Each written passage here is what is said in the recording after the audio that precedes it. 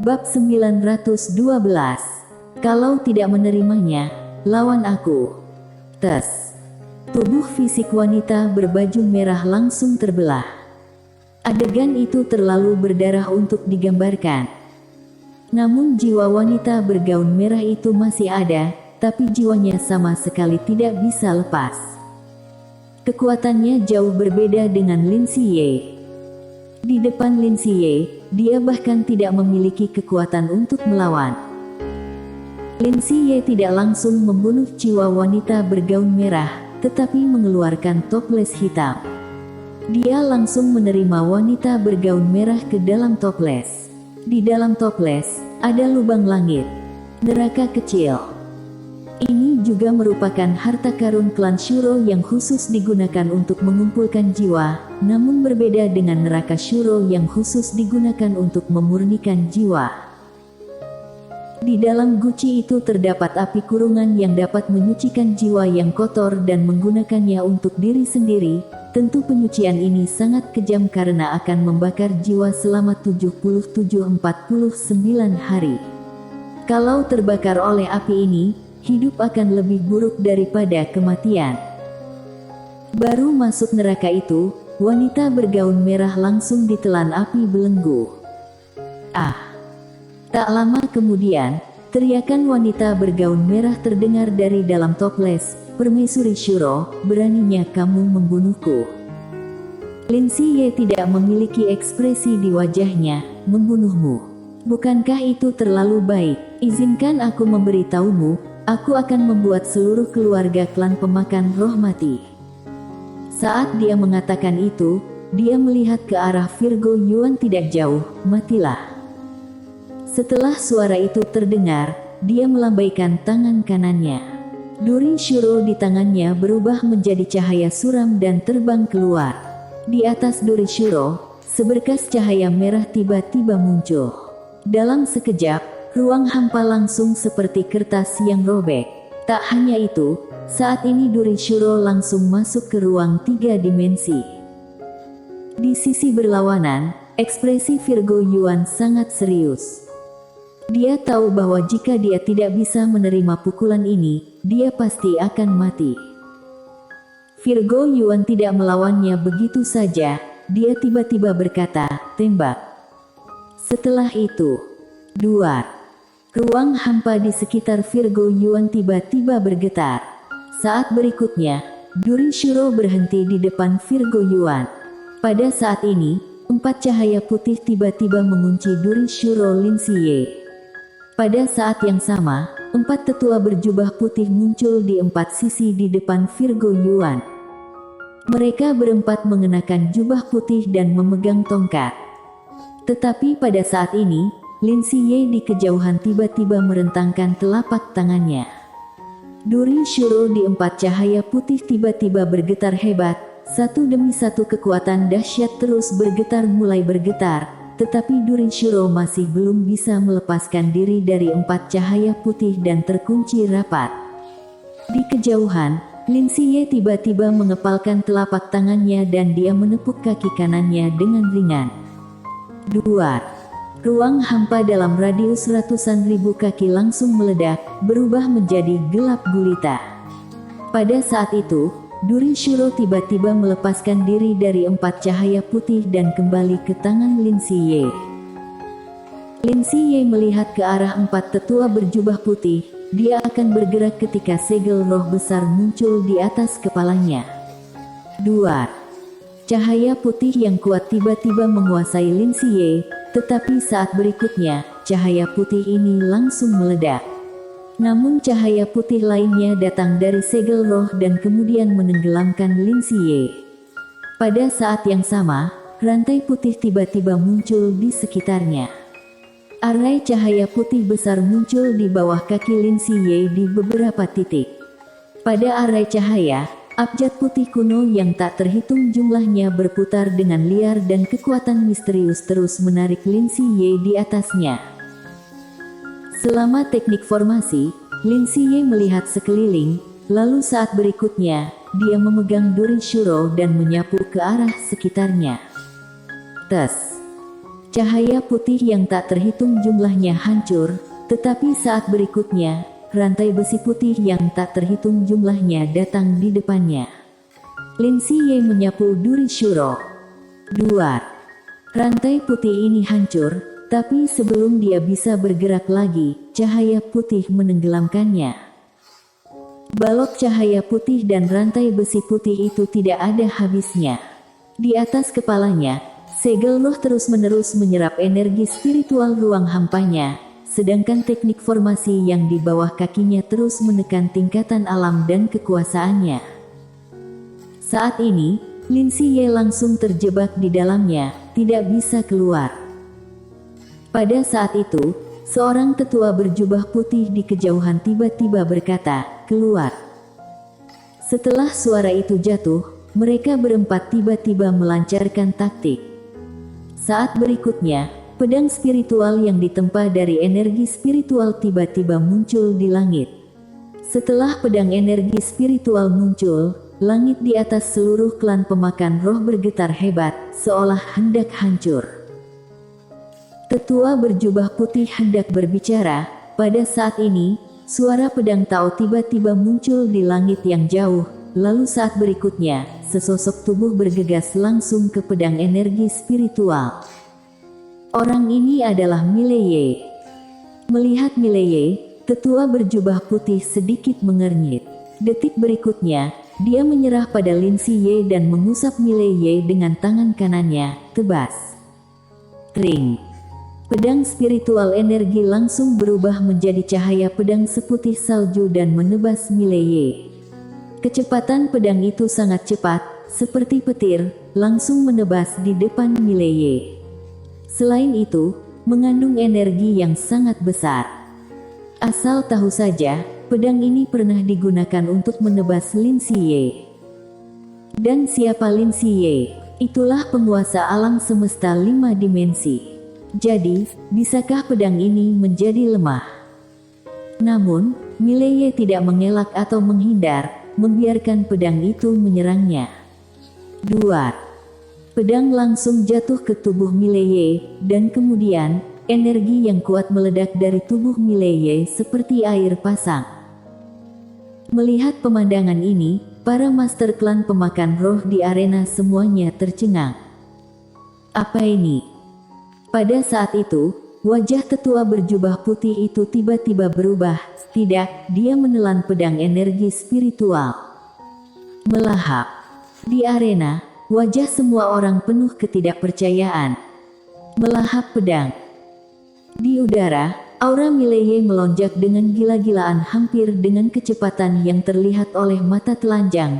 Tetapi pada saat ini, Mileye sendiri sedikit bingung. Karena energi yang terkandung dalam pedang itu jauh melebihi harapannya dan energi yang terpancar dari pedang itu terlalu menakutkan, tubuhnya sulit menahannya. Pada saat itu, tetua berjubah putih di bawah tiba-tiba berkata, "Bunuh dia." Di bawah, ketua klan pemakan roh, Virgo Yuan bergegas menuju Mileye. Melihat adegan ini, Mileye terkejut. Tidak bisa menembak karena dia alam terobos. Tetapi pada saat ini, seorang wanita tiba-tiba muncul di depan Mileye, yaitu Wita Zhang. Wita Zhang memandang Mileye, "Aku berjanji padamu, aku akan membantumu 2 kali, apakah kamu menginginkannya sekarang?" Bagaimana bisa Mileye menolak? Dia pun segera mengangguk, "Ya." Wita Zhang mengangguk, lalu berbalik. Dia merentangkan telapak tangannya dan petir tiba-tiba jatuh ke tangannya. Di antara badai petir ada tombak panjang yang diringkas oleh guntur. Saat berikutnya, dia memegang senjatanya dan menunjuk ke depan. Duar. Virgo Yuan itu langsung dipaksa berhenti di tempat oleh Wita Zhang. Virgo Yuan menatap Wita Zhang, "Sekolah tinggi dimensi luas, Wita Zhang." Wita Zhang sedikit mengangkat mulutnya, "Ini aku." Virgo Yuan berkata dengan suara yang dalam, "Masalah ini tidak ada hubungannya denganmu." Wita Zhang tertawa dan berkata, "Aku akan ikut campur dalam urusan aku sendiri." "Mengapa kamu tidak setuju?" Jika kamu tidak menerimanya, lawan aku. Virgo Yuan menatap Wita Zhang, sedangkan Wita Zhang tersenyum dan berkata, jika kamu tidak memukulku, maka aku akan memukulmu. Setelah mengatakan itu, dia mengayun ke depan dengan tombak panjang di tangannya, berkeliaran. Dengan satu tembakan, sebatang petir meledak, seluruh langit langsung tertutup oleh petir ini. Di depan Wita Zhang, ekspresi Virgo Yuan berubah. Dia tiba-tiba menyatukan tangannya dan segel roh tiba-tiba muncul di depannya.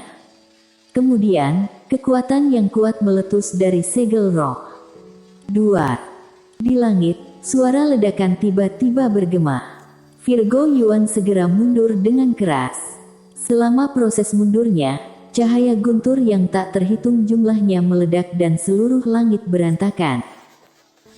Dan pada saat itu, tetua berjubah putih di bawah hendak bergerak, tetapi berhenti lagi seperti sedang memikirkan sesuatu.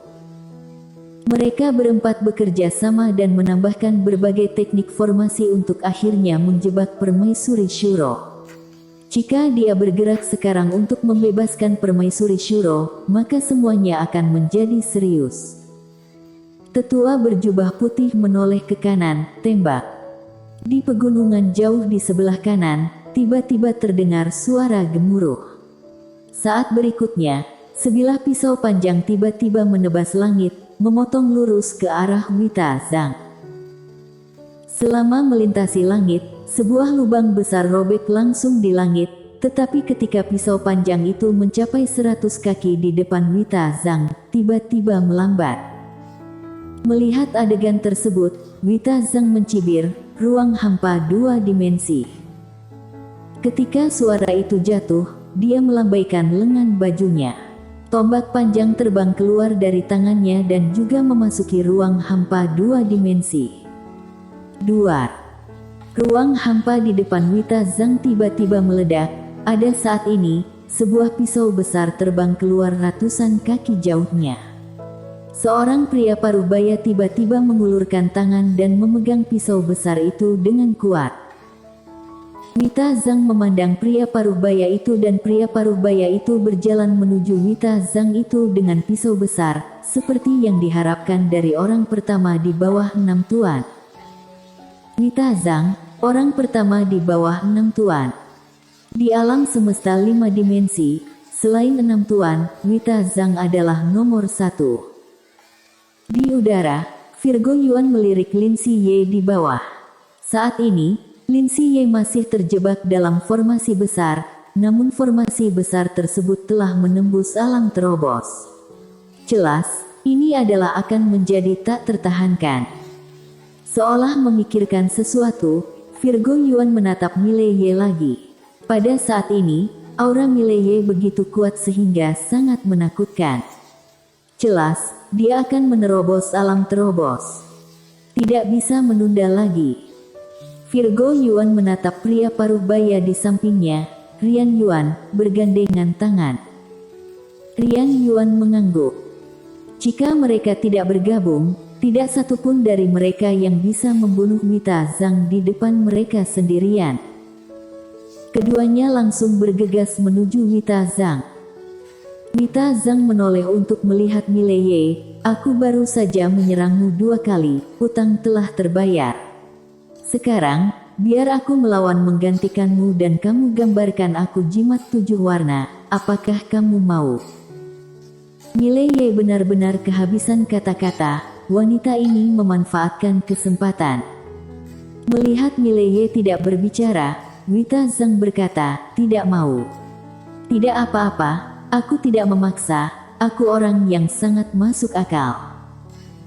Saat dia berbicara, dia menepuk bahu Mileye dengan ringan, kita akan bertemu nanti.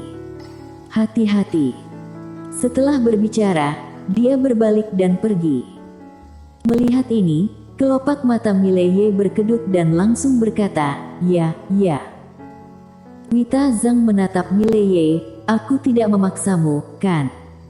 Mileye buru-buru menggelengkan kepalanya, tidak, aku melakukannya dengan sukarela.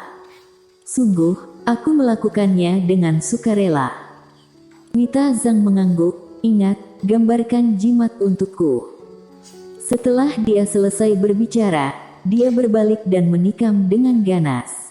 Di ujung pistol, semburan cahaya guntur meledak. Virgo Yuan dan keduanya terpaksa dihentikan oleh serangan Wita Zhang. Wita Zhang mencibir, 2 lawan 1, bahkan lebih tidak tahu malu dari Mileye. Di tempat, Mileye menarik napas dalam-dalam, memutuskan untuk meninggalkan wanita ini sendirian dan hendak menerobos. Tetapi pada saat ini, pria tua berambut putih dengan nama di bawah tiba-tiba berkata, bunuh permaisuri dulu. Begitu suaranya turun, banyak titik merah darah seperti sulaman tiba-tiba muncul di sekitar Lin Siye dan titik merah darah ini menyebar ke arah Lin Siye sedikit demi sedikit. Pada saat ini, tiba-tiba Wita Zhang berkata, itu adalah teknik terlarang, jangan biarkan mereka mendekati atau basis kultivasimu akan ditelan, cepat. Mendengar ini, kulit Mileye langsung berubah saat berikutnya, matanya berubah menjadi lautan darah. Garis darah diaktifkan. Untuk sesaat, aura Mileye melonjak seketika. Saat berikutnya, dia langsung turun. Dia seperti bambu yang patah sepanjang jalan. Ketika dia datang di depan Lin Siye, titik-titik merah darah itu sudah menyebar. Mileye yang masih memiliki jejak kebijaksanaan spiritual, melambaikan tangan kanannya dan langsung membawa paksa Lin Siye ke menara penjara alam. Saat dia hendak bergerak, titik-titik merah darah itu langsung menenggelamkannya. 2. Aura di sekitar Mileye langsung turun dengan kecepatan yang terlihat oleh mata telanjang, tetapi kekuatan garis darah tidak terpengaruh sama sekali, sebaliknya, menjadi lebih kuat dan lebih kuat. Ketika energi spiritual dalam tubuhnya menghilang sama sekali, darah dalam tubuhnya tiba-tiba mengalir keluar dari tubuhnya. 2. Dalam sekejap, langit di atas seluruh klan pemakan roh menjadi lautan darah. Mutasi garis darah. Dan di lautan darah yang tak berujung itu, sesuatu sepertinya menghilang dalam sekejap. Hampir pada saat yang sama, di sebuah kota kecil di ujung utara, seorang wanita biasa yang sedang memasak api tiba-tiba mengangkat kepalanya. Wanita itu menatap langit, matanya dipenuhi rasa tidak percaya, napas Tuan bersambung.